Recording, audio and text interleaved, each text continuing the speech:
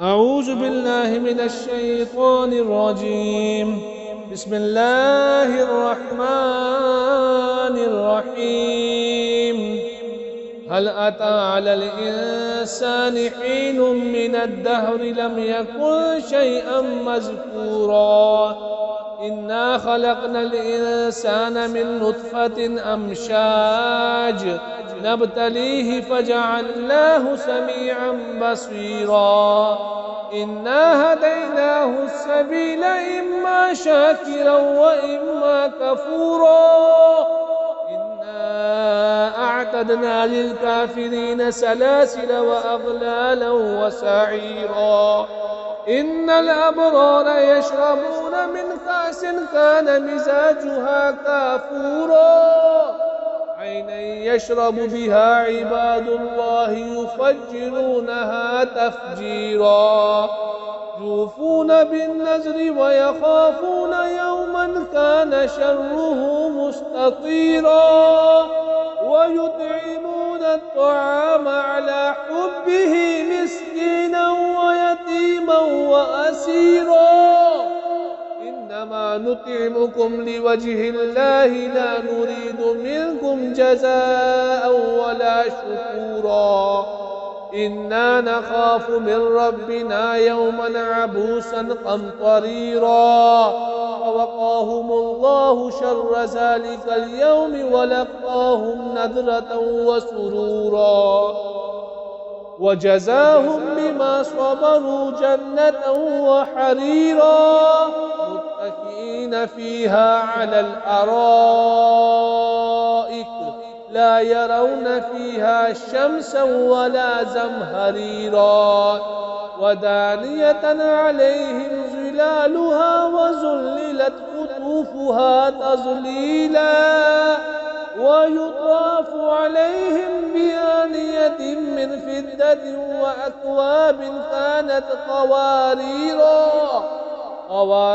من فضة قدروها تقديرا ويسقون فيها كأسا كان مزاجها زنجبيلا عينا فيها تسمى سلسبيلا ويطوف عليهم ولدان مخلدون إذا رأيتهم حسبتهم لؤلؤا منثورا وإذا رأيت ثم رأيت نعيما وملكا كبيرا عاليهم ثياب سندس خضر واستبرق وحلوا أسافل من فضة وسقاهم ربهم شرابا طهورا إن هذا كان لكم جزاء وكان سعيكم مشكورا إنا نحن نزلنا عليك القرآن تنزيلا واصبر لحكم ربك ولا تطع منهم آثما أو كفورا واذكر اسم ربك بكرة وأصيلا ومن الليل فاسجد له وسبحه ليلا طويلا إن هؤلاء يحبون العاجلة ويذرون وراءهم يوما ثقيلا نحن خلقناهم وشددنا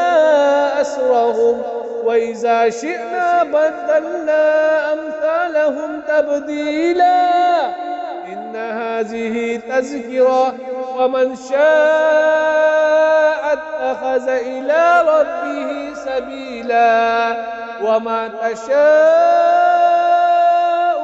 إلا أن يشاء الله إن الله كان عليما حكيما يدخل من يشاء في رحمته والظالمين أعد لهم عذابا أليما.